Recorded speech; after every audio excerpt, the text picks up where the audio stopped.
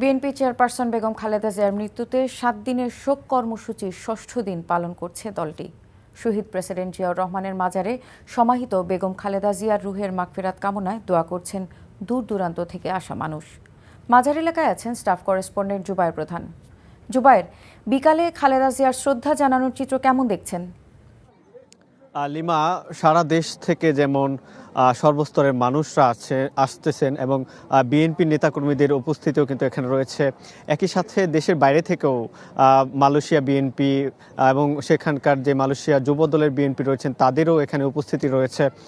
অর্থাৎ এর সাথে বিভিন্ন সংগঠন, সাংস্কৃতিক সামাজিক সংগঠনের নেতৃবৃন্দ, রাজনৈতিক সংগঠনের নেতৃবৃন্দ তারা কিন্তু এখানে এসে তাদের যে শ্রদ্ধা নিবেদন, দোয়া মোনাজাতের মাধ্যমে সেটি কিন্তু তারা প্রবেশ করেছেন। আমরা দেখেছি যে এখানে ড্যাব, ডক্টরস অ্যাসোসিয়েশন অব বাংলাদেশ, এনসিপির আক্তার হোসেন, উন্মুক্ত বিশ্ববিদ্যালয়ের পক্ষ থেকে, ঢাকা বিশ্ববিদ্যালয়ের সাদা দল, অর্থাৎ সকল দলের পক্ষ থেকে আমরা দেখেছি যে এখানে তারা এসে শ্রদ্ধা নিবেদন করছেন।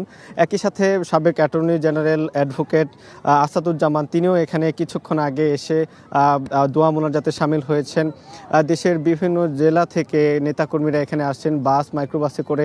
তাদের যে উপস্থিতি সেটি কিন্তু এখানে দেখা যাচ্ছে। তারা যেটি বলছেন যে বহুদলীয় গণতন্ত্র প্রতিষ্ঠার লক্ষ্যে বেগম খালেদা জিয়ার যে অবদান সেটিকে তারা শ্রদ্ধা ভরে স্মরণ করছেন এবং আগামীতে যারা রাষ্ট্র পরিচালনার দায়িত্বে আসবেন এই বেগম জিয়ার যেই সংগ্রামী জীবন, আপসহীনতার যেই বার্তা তিনি দিয়ে গেছেন সেটি যেন তারাও ধারণ করেন, সেই প্রত্যাশা কিন্তু এখানকার নেতাকর্মী সহ সর্বস্তরের সাধারণ জনতা যারা রয়েছেন তাদের পক্ষ থেকে কিন্তু জানানো হয়েছে।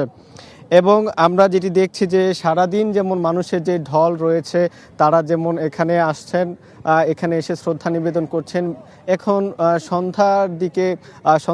সন্ধ্যা হয়ে যাচ্ছে, তারপরেও এই শীতের মধ্যেও আমরা দেখছি যে মানুষ কিন্তু আসছেন। তারা দোয়া মোনাজাতের মাধ্যমে বেগম খালেদা জিয়া এবং প্রয়াত রাষ্ট্রপতি জিয়াউর রহমানের কবরে মোনাজাত করছেন এবং তাদের পরকালীন শান্তি কামনা করছেন। তো লিমা, জিয়া উদ্যান থেকে এই ছিল আমার কাছে। জানছিলাম জিয়াউর রহমানের মাজার প্রাঙ্গণের খবর।